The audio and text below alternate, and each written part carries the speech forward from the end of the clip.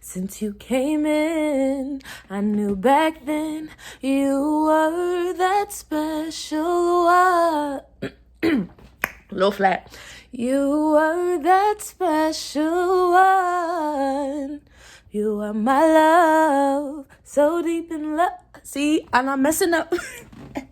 Don't disrespect people's music. If you can't sing the notes, just shut it up.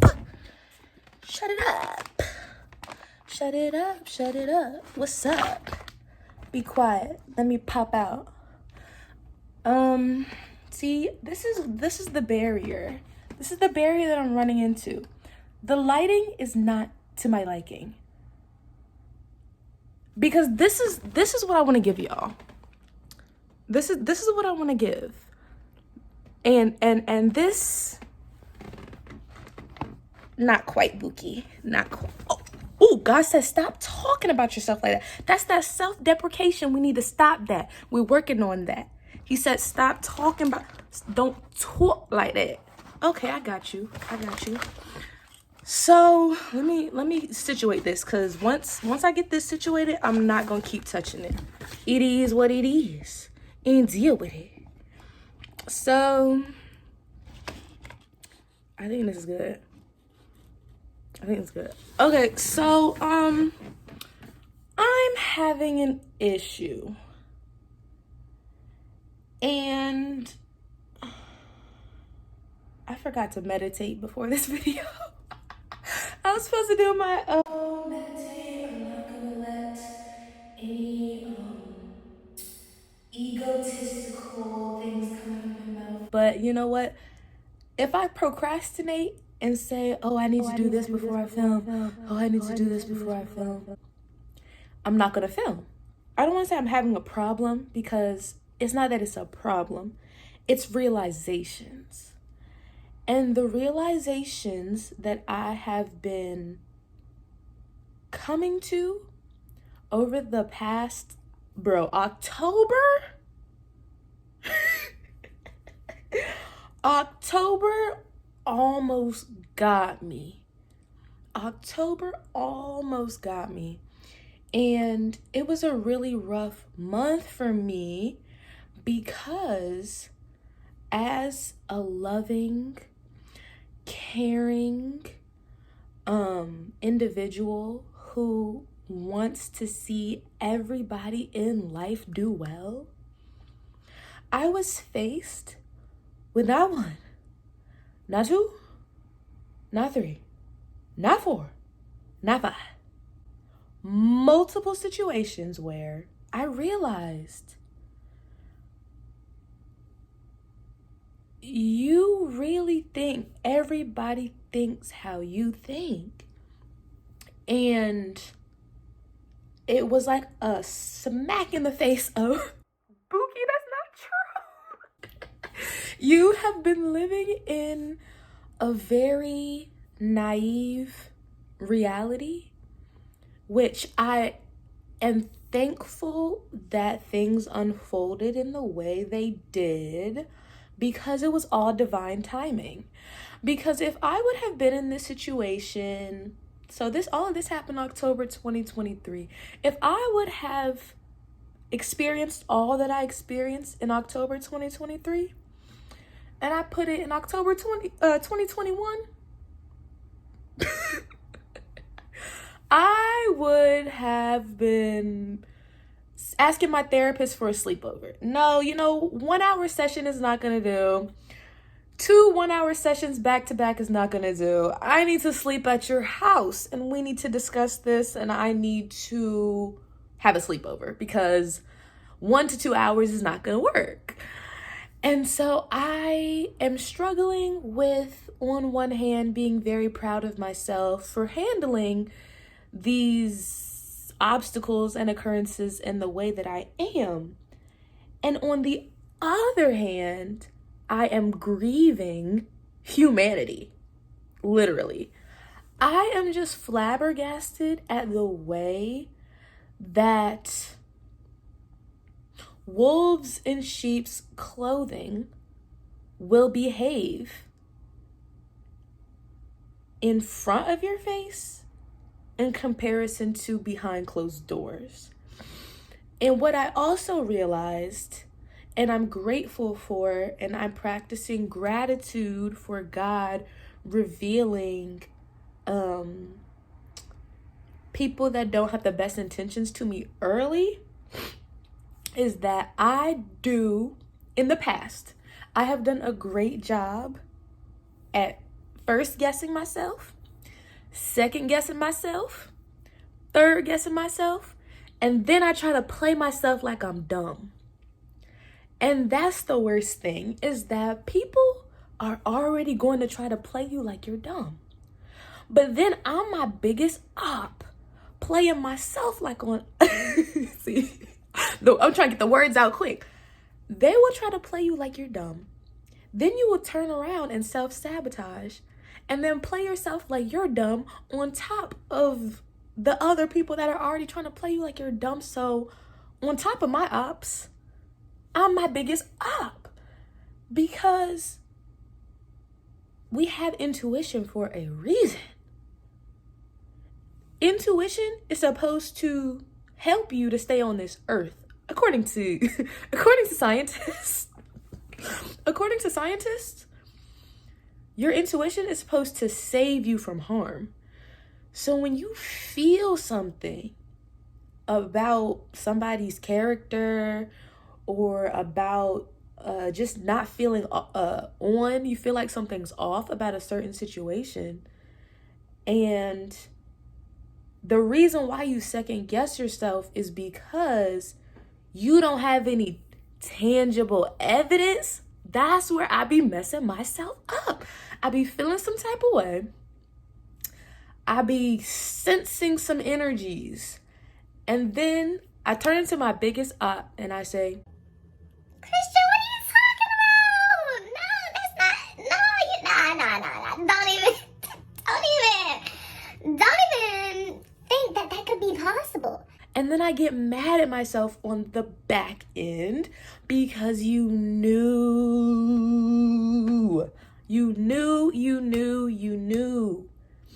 And because of my very naive or previously naive way of viewing the world, I would allow myself to discredit my own intelligence and intuition, because I don't want to assume that other people have poor intentions.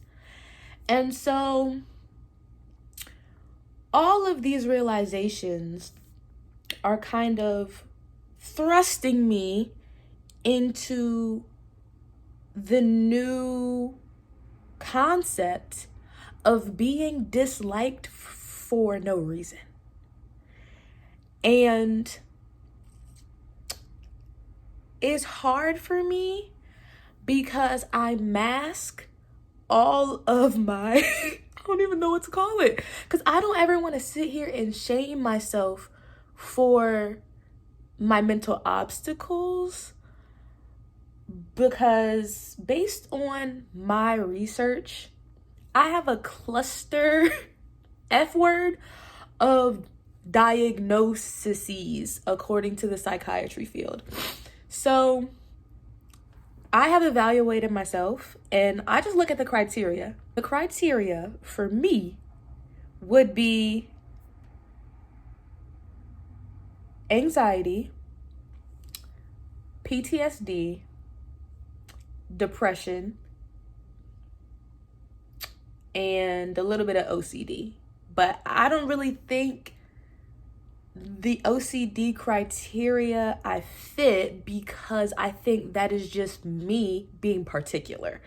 And it's a little bit confusing to me that everybody is like, I think I have autism. I think I have, I forgot ADHD. Anxiety, ADHD, PTSD, depression, a smidge of OCD. I fit the criteria a little bit. But like, I feel like everybody's coming out saying, oh, I'm autistic, I'm this, I'm that, I'm this, I'm that. And in reality, sometimes I try not to get too attached to labels, because the psychology field is an ongoing study. So all we have is the research that has been done from today and in the past. And I think you just have to use the mental health field as a tool to get a label to what you're feeling, and then after that, disassociate yourself from the tool. But I explain all of my potential diagnoses as context for two situations in which I never knew that I have been experiencing panic attacks for the majority of my life.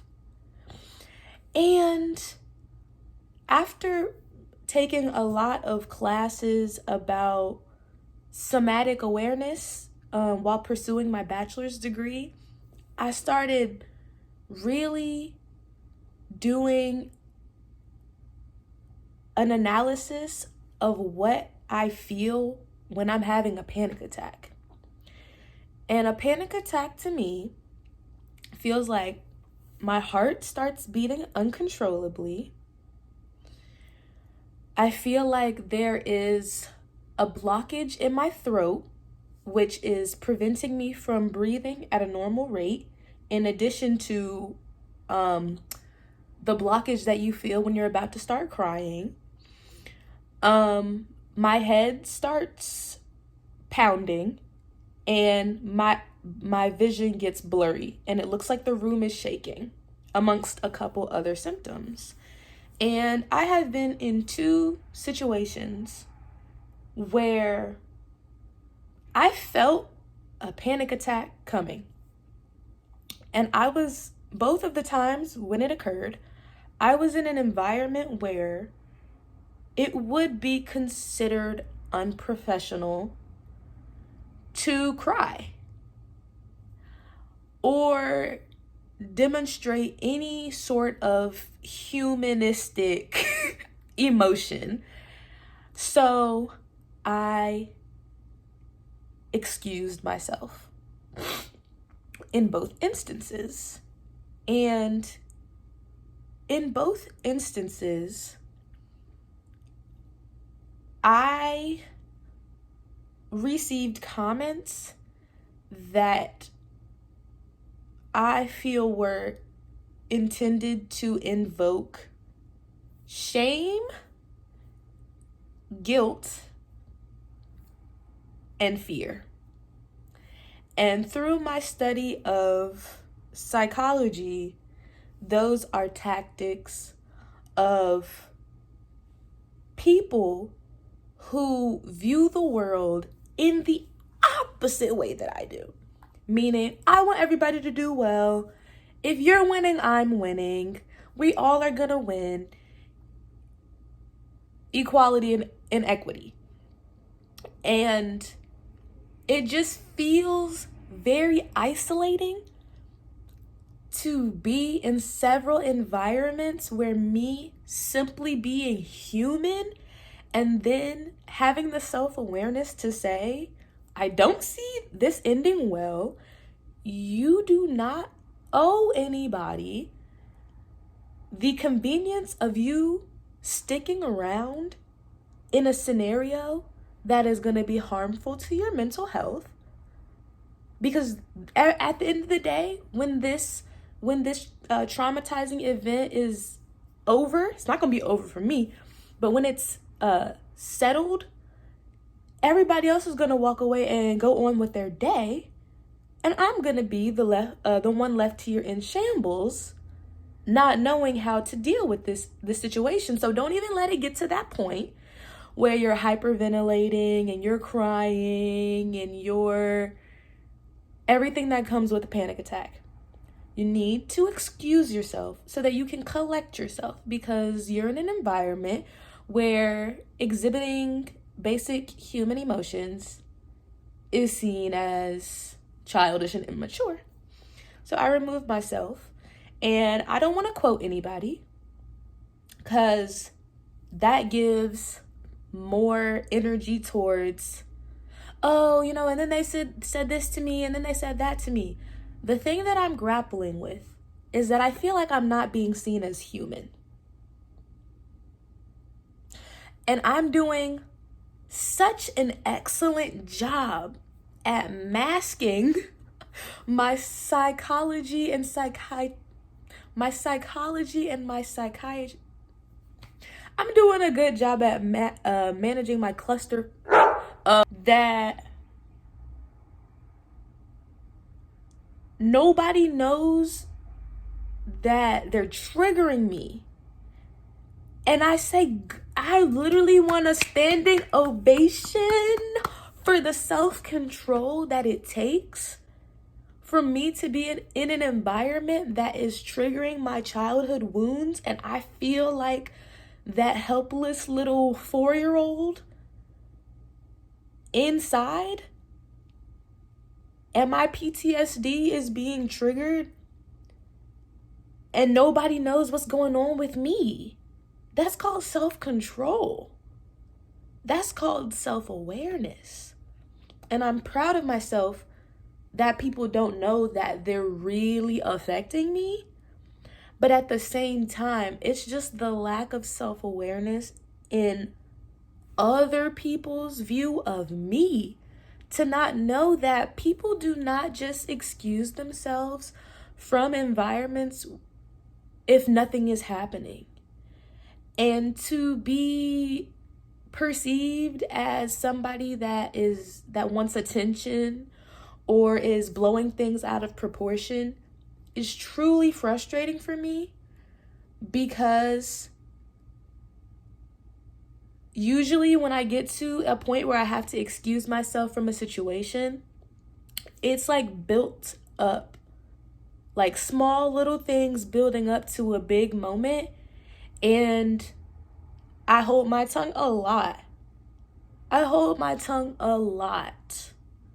Because I have realized that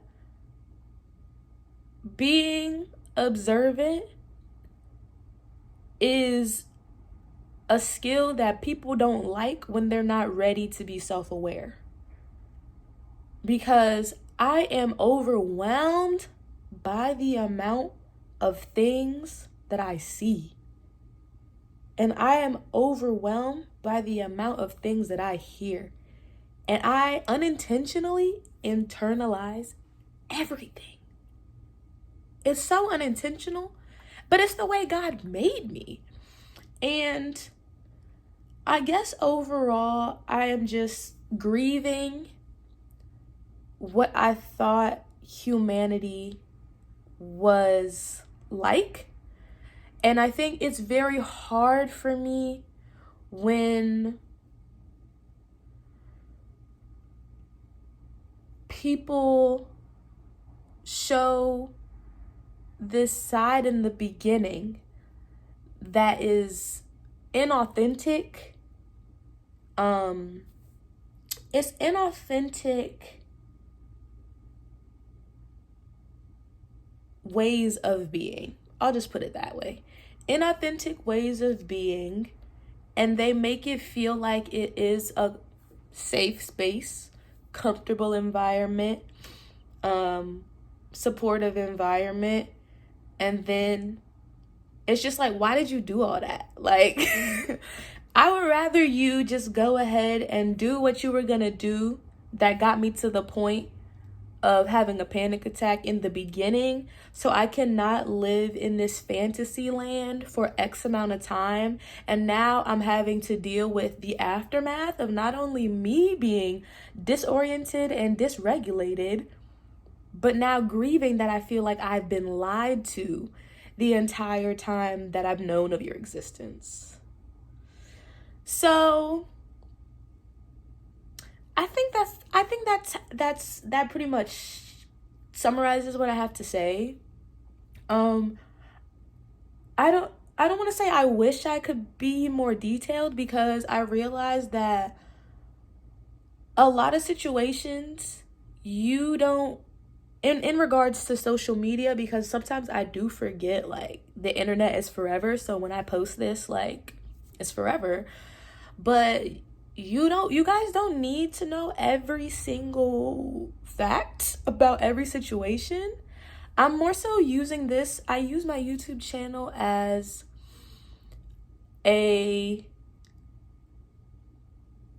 don't want to say a diary, but more so an outlet to express things that I feel like people don't really want to talk about. And I also use it as a tool to see my growth, because I'm telling you, if I experience what I experienced October 2023 and October 2021, I'll be having a sleepover at my therapist's house. Like, I didn't even feel like I needed to go to therapy, but everybody around me was like, Christian, you should schedule. And I'm like, I used to feel like I needed therapy. I was feeding for it. If my therapist wasn't available the same day that I went through a traumatic event, I was gonna terminate my earth contract prematurely by stressing myself out. Not like taking any crazy actions, but literally just like, my life is over. This is a huge event. I'm not gonna be able to survive until my session. Like, I used to be like that. But now I'm like, I don't need the session. I don't need the session, especially paying out of pocket. My pockets don't need the session. I don't need the session. I don't need it. Because some people can't even afford this luxury. I don't need it. I want it. But why do I want it? I want somebody to confirm that my thoughts are valid. And if all I'm going to do is go to the session and the other party is going to say, your thoughts are valid, why can't I just validate myself for free? I don't know. So, I'm proud of myself because I don't want to say every time, but a majority of the time, and I think I was doing good in my maturity level of handling things in terms of like, oh yeah, I'm talking about this on my YouTube channel for sure, profit off your pain. But I would also like think, what is the motivation behind wanting to film this? But I felt like I had to say every little thing that happened. I had to quote the person. I had to give context for what. That is another form of feeling like I have to prove my point because nobody ever listened to me. And I'm not about to let 4-year-old Christian be played. So I'm going to come on the internet and I don't feel like I ever exposed anybody, because if I'm just telling the truth about how you treated me poorly, how's that exposing? It's just speaking my truth. It's not speaking my truth. It's telling the truth. And, it's just sensitive times because when the person, I don't want to call myself a victim because I'm not a victim, because victims don't stand on business. Victims don't stand on business, and I'm standing on business. But as the party that feels wronged, I do not understand how situations get flipped and then the party that was done wrong gets reprimanded for sharing their experience of being wronged. Like, so you gotta be really delicate, sensitive, and careful about the ways in which you choose to discuss how you've been wronged. Because as I've realized in the past 2 months, people don't care. People don't care. They do not care. And I'm like, okay, God made me different because I care. I do.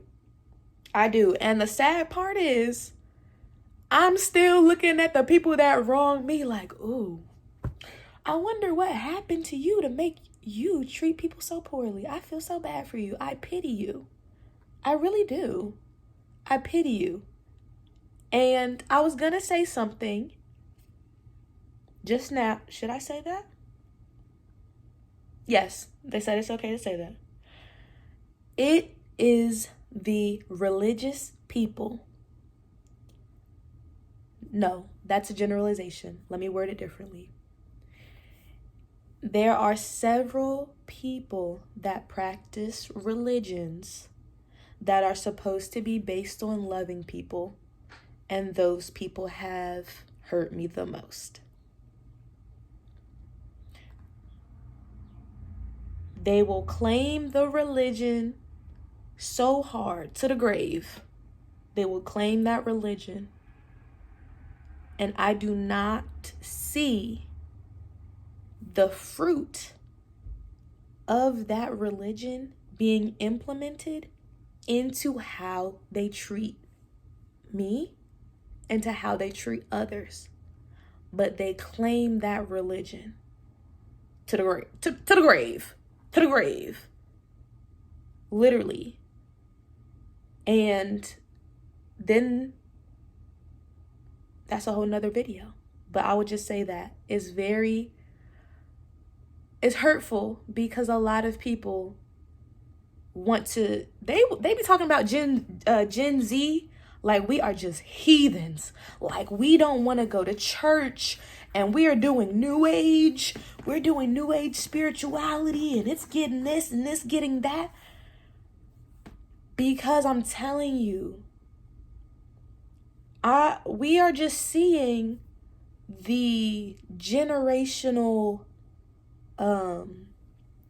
indoctrination of how certain belief systems really close your mind, and then you are grasping onto the religion so tight, and the rules and regulations of everything. And then you're literally blind to the fact that the whole religion is supposed to be based on loving others, supporting others, and just using your body as a vessel to express that religion in a positive manner. And when Gen Z says, yeah, I feel like there's a little bit of hypocrisy going on, I'm gonna disengage a little bit from that, because I feel like it's not the religion, it's the individuals within the religion that are practicing that you feel like, yeah, I don't really align with that, so I'm gonna disengage. And then oh, you guys are heathens, none of y'all want to go to church, you guys are just, oh my god, you're drifting so far. I'm like, alrighty. Okay, so that's what I have to share. I am grieving, and I am proud of myself. I feel like this is the first time that I have been able to execute. What's the word I'm looking for?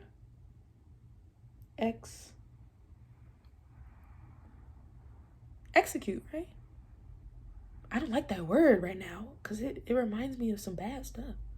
I feel like I was able to portray my feelings of grief in a way that is respectful to all